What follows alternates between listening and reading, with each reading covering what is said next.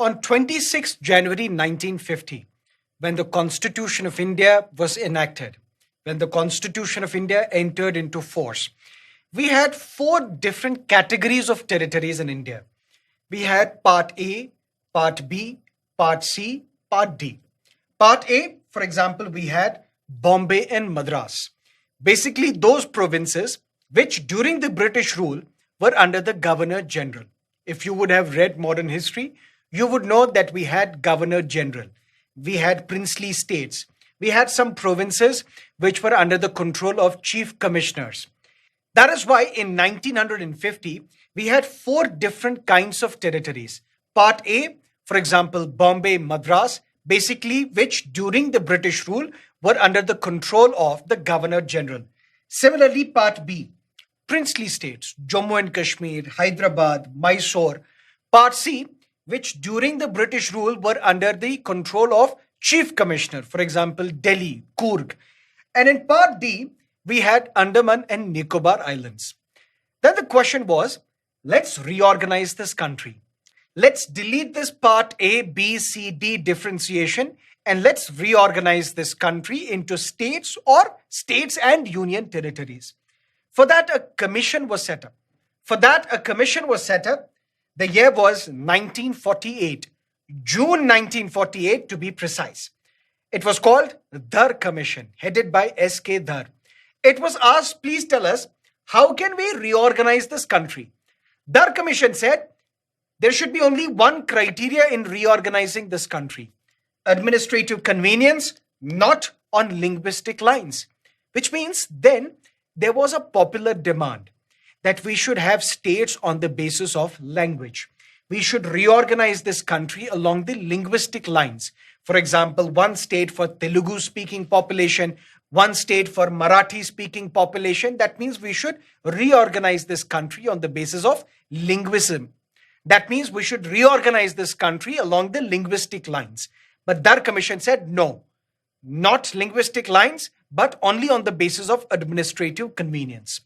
Few months later, December 1948, another committee was set up, JVP Committee. JVP is an acronym which stands for Jawaharlal Nehru, Sardar Vallabhbhai Patel and Patabi Sitaramaya. Patabi Sitaramaya, you would read him in modern history. He once contested the election of the president of Indian National Congress against Subhash Chandra Bose. And ultimately, he lost the election. But when you lose to a fighter, when you lose to a stalwart, automatically your share price also goes up. And that is how people started remembering Patabi Sitaramaya. But ultimately, this committee also said the same thing as was said by the Dhar Commission. It said administrative convenience, not linguistic lines. That means we should not be reorganizing this country along the lines of language. Why? The policy makers at that time, they had an apprehension, they had a fear that we have just come out of colonialism and we have to work really hard to keep this country united. And if we are going to reorganize this country along the lines of language, maybe people will start respecting their language, their state more, and not the union and not the country as a whole. And ultimately, it may be a very important ground for secession as well. Maybe some state might want to come out of the Union of India. So to prevent the secessionist feelings from developing, that is why this committee said, not on the basis of language, we should reorganize this country along the lines of administrative convenience. And then came Poti Sri Ramalu, who was also known as Amar Jeevi, immortal being.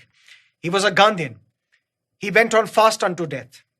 Why? Because he wanted a separate state for all the Telugu speaking population.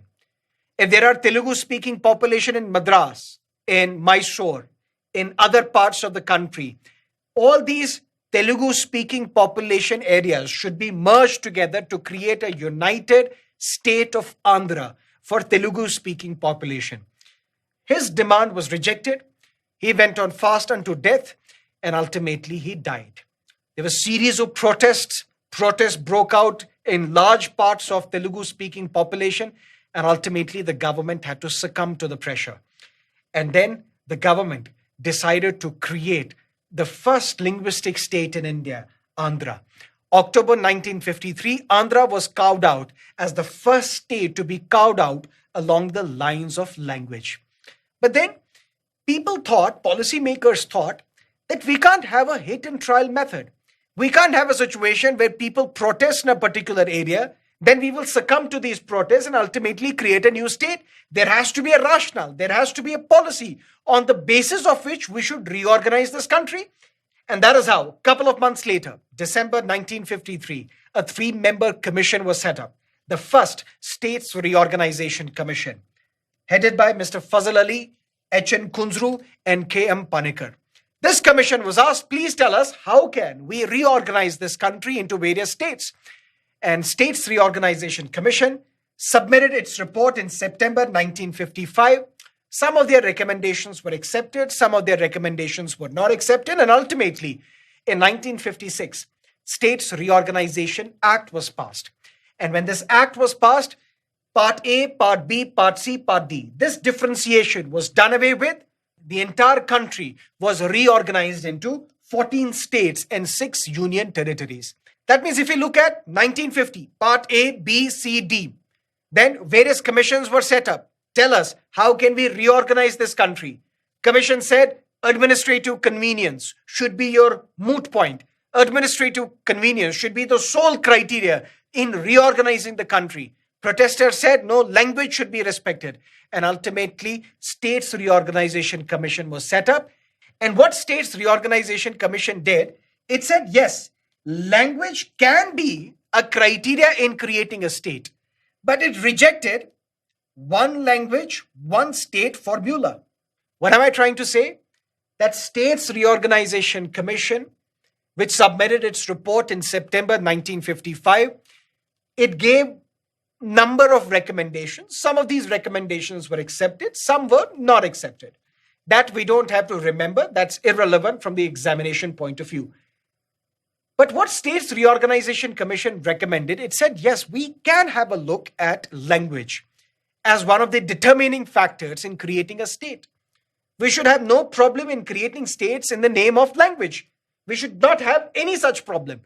But we are going to reject, and we reject in toto, this formula called one language, one state, which basically means that there should be one state for Marathi speaking population. No. There should be one state for Tamil speaking population. No. Why?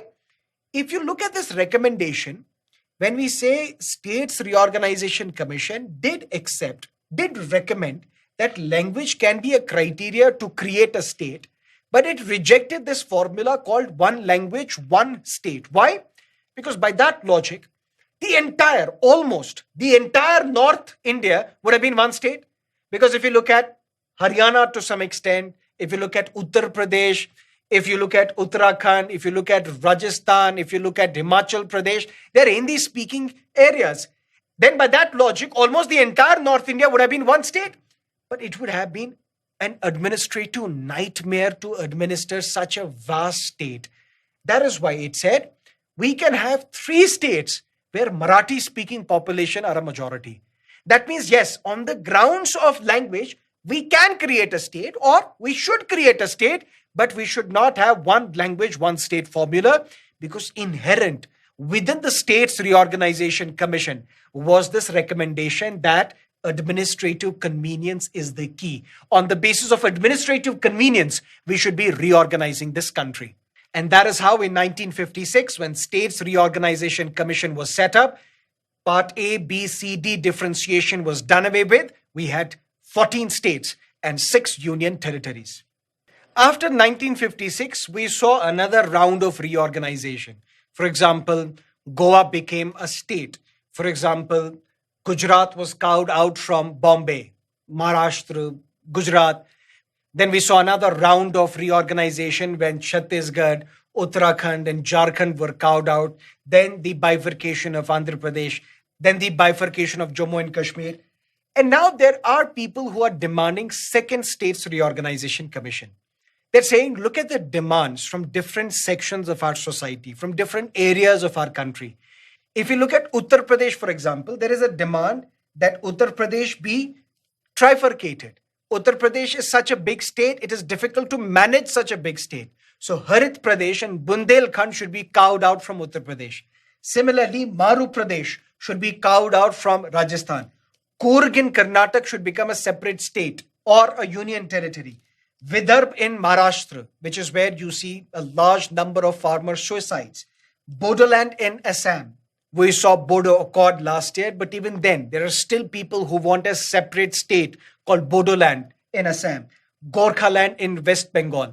That means if there are so many demands from different sections of the society, different parts of our country, it is better that we replicate the formula that we used in 1953 when States Reorganization Commission was set up.